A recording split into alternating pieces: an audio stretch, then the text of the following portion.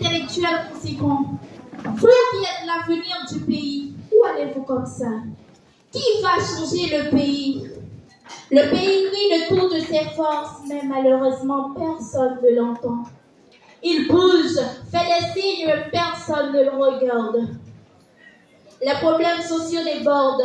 La mauvaise gestion de l'État engendre son incapacité à donner de la justice, de la sécurité et d'autres. Et le peuple est abandonné. Cependant, n'y a-t-il pas encore des jeunes qui pensent à l'avenir d'Haïti? Je doute, mais il peut y en avoir. C'est pourquoi, mesdames et messieurs, chers compatriotes, je vous invite à vivre avec moi une pièce de théâtre intitulée Cris d'espoir, qui met en scène une très intéressante conversation qui se déroule dans une salle de classe entre un groupe d'étudiants mettant sur table la situation actuelle du pays. Savourez bien ce moment spécial avec, bien sûr, un esprit patriotique. Merci déjà pour votre attention.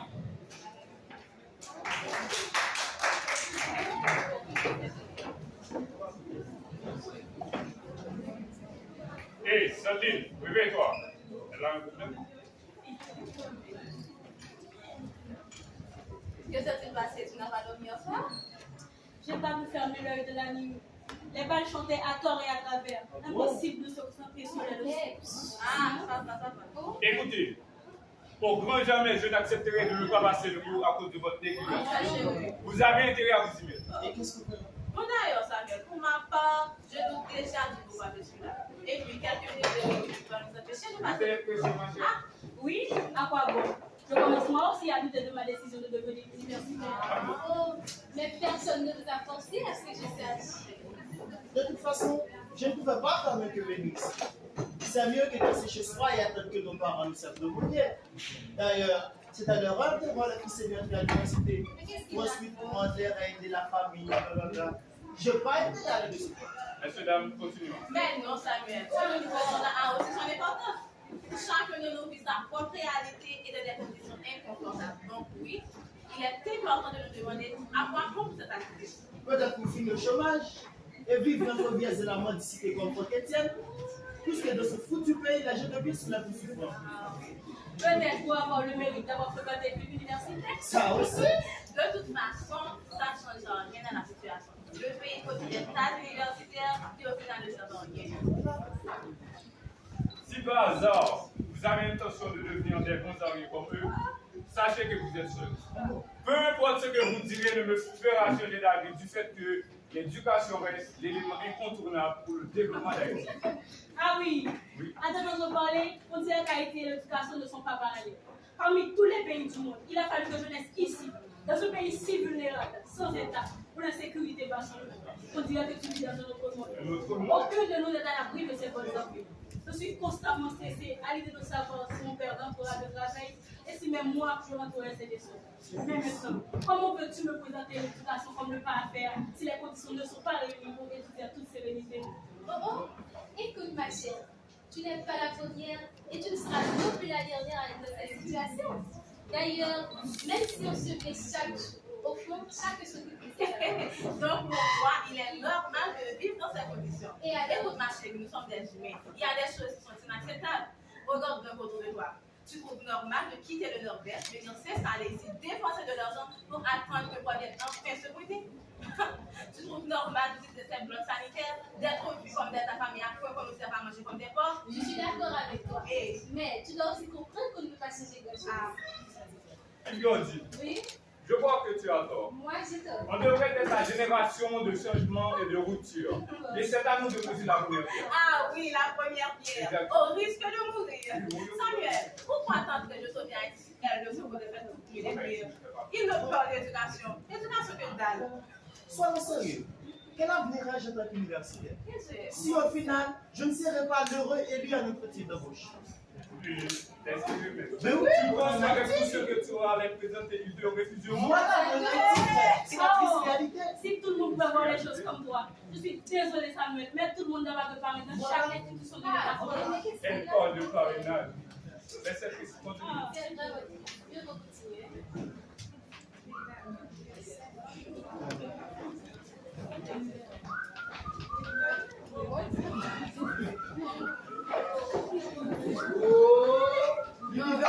Excellence.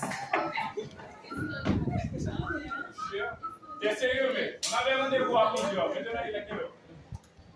Estimez-vous plutôt de moi. Comme ça. Bah, c'est pas ton affaire, alors. On s'est racheté toi.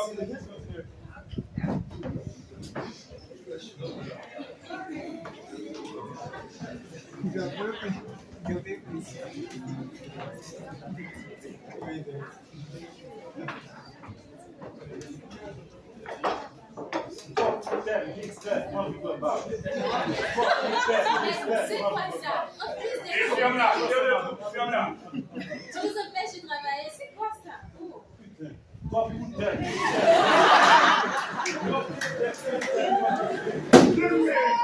Il a laissé, il a Pourquoi pas toujours des erreurs de celui-là? J'ai failli faire de détour. Pourquoi? Je ne sais plus ce que je vais faire. Justement, nos parents, ils peuvent souvent sujet Haïti, alors que pour moi, il n'y a qu'à s'y faire. Mais non, la solution est en Amérique du Nord, Qu'est-ce baby. que tu racontes? La solution est en Amérique du Nord. T'es sérieux, mec? Ça va, chérie. Là, je comprends que dans ta quête de travail, tu dois travailler. Exactement. Hey! Je commence à te faire de ta santé. La santé mentale. C'est à moi. Mon oncle vient de m'annoncer qu'il a soumis mon dossier dans le programme humanitaire de Baïté. Si jamais on l'approuve, je m'envole. À jamais. À jamais, Haïti. T'es sérieux, mec? Tu penses nous abandonner pour ces profiteurs? Non. Et qu'est-ce que tu vas donner?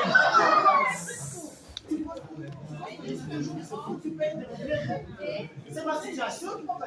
La situation? Quelle situation? Je te répète. Si on m'approuve, je m'envole. À jamais. À jamais.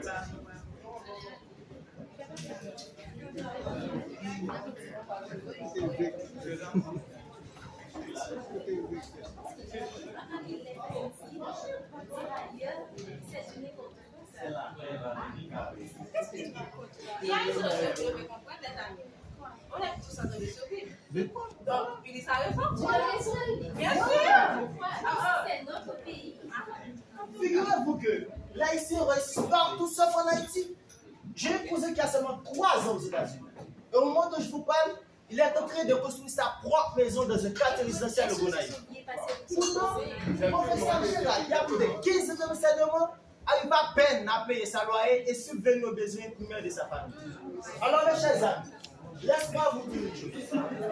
Si vous voulez vraiment réussir votre vie, vous devez impérativement laisser ce foutu pays. Tous ces sacrifices que nous avons entendu faire là, nous ne valent pas la peine. Alors, quant à moi, je prie tous les matins, midi et soir, pour que je puisse recevoir l'église. Comme disait le fou, je vous conseille la prudence. Ne restez pas en Haïti.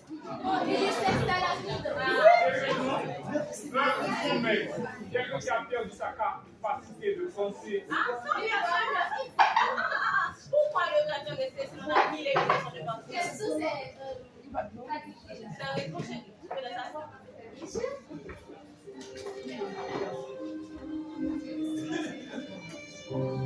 Écoutez, on ne choisit pas sa nationalité et on ne choisit pas non plus la situation dans laquelle il évolue. Mais savoir que je suis haïtienne ne fait que me révolter.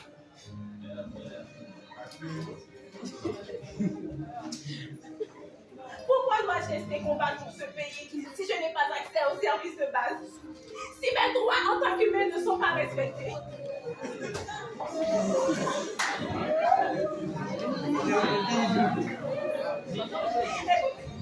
Je vois des hommes, des femmes, des enfants mourir de faim, des pères de famille à laquelle je fais continuer. Je vois des jeunes désintéressés, des haïtiens frustrés puisqu'il n'y a aucune mission. Pourquoi tenter de survivre? Entre inflation, insécurité, malpropreté, impunité, je vois ce peuple résigné. Un peuple se débattant jour et nuit. Mais à quel prix? C'est triste de voir en Haïti bien manger cette nuit, respirer de l'air frais, se sentir en sécurité, c'est bien pour demander. Alors, dis-moi, la situation financière n'en parle pas. Les prix de cette augmenté. La vie devient de plus en plus chère. Alors Samuel, pourquoi dois-je rester si l'on a mieux à m'offrir ailleurs? Écoutez, j'ai 1000 et une raisons de partir. 1000 et une raisons de fuir et surtout 1000 et une raisons de ne plus Calme-toi, ok? Calme-toi. Nous sommes tous des Haïtiens, non? Alors, la solution n'est pas ailleurs. Pourquoi quitter Haïti? Si en arrivant, on va subir toutes sortes de mépris à un déraisonnable prix, sans même parler de la discrimination de la peau et de toutes sortes. Alléluia. Nous ne sommes que des instruments d'une fatalité irrésistible qui nous entraîne les uns vers les autres comme des vaisseaux qu'on pousse. Migrer par-ci, migrer par-là, laissant nos mères, nos frères, nos confrères à la recherche d'une vie meilleure.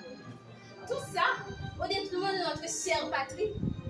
Écoutez, moi, je vous le dis, la solution n'est pas ailleurs. D'ailleurs, on est beau, on est jeune, on a des terres, beaucoup de richesses.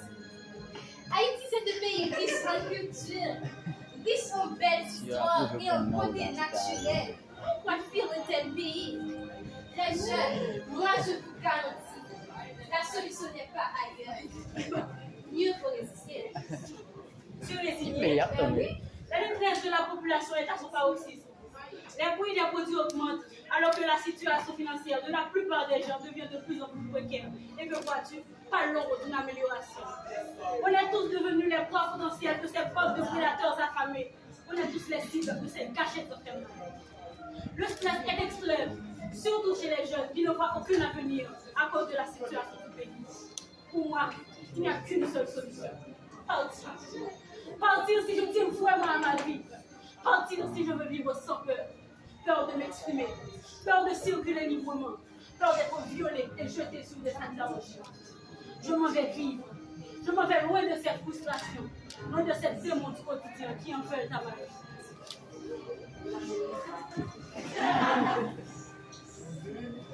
Écoutez, je comprends très bien vos frustrations. Moi aussi, je suis victime. Je suis autant affecté que vous par les nombreux fléaux qui gangrènent notre très chère patrie. Je vais parler en l'occurrence de l'insécurité, qui a atteint son paroxysme, surtout avec le phénomène de Boakale, et que personne n'est à l'abri. Je vais parler en outre de la cherté de la vie, avec l'inflation des produits et des services.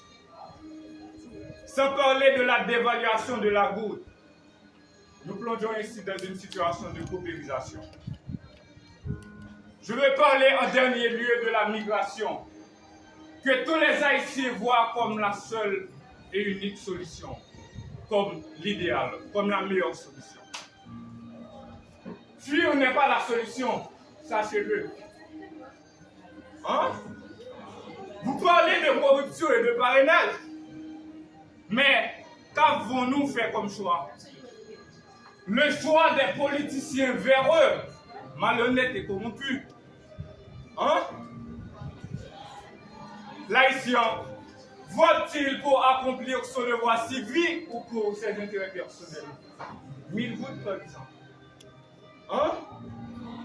Qu'avons-nous posé comme action pour avoir une Haïti différente de l'actuelle? Je vous le dis, cette Haïti-là n'est autre que le résultat de nos choix passés, de notre résignation et de notre ignorance. Vous entendez?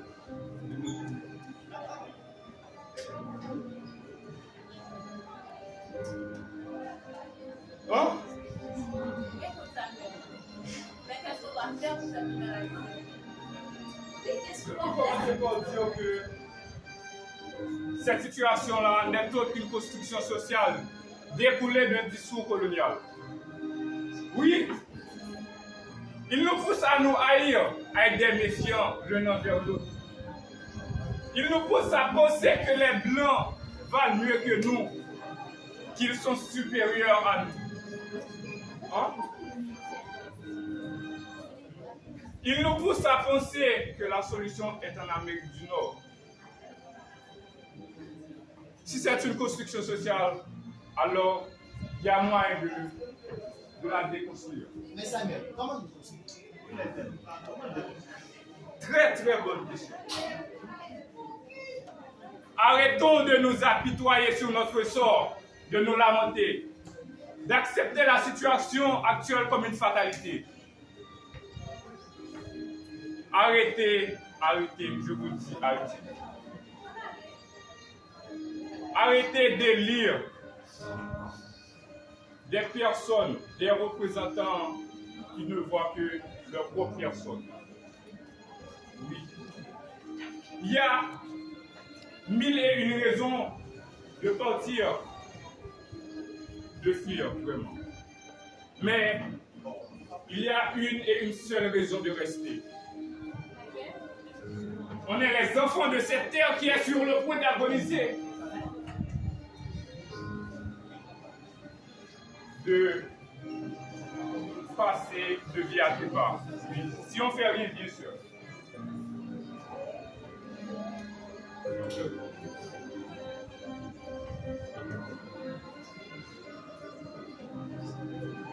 Oui. Pour avoir une Haïti différente de l'actuelle, commençons par nous conscientiser. Oui, conscientiser de l'état actuel de notre pays. Cultivons le sentiment de patriotisme, le rêve manuelien, la fraternité. Vous avez entendu? La fraternité. Faisons preuve d'intelligibilité dans le choix de représentants.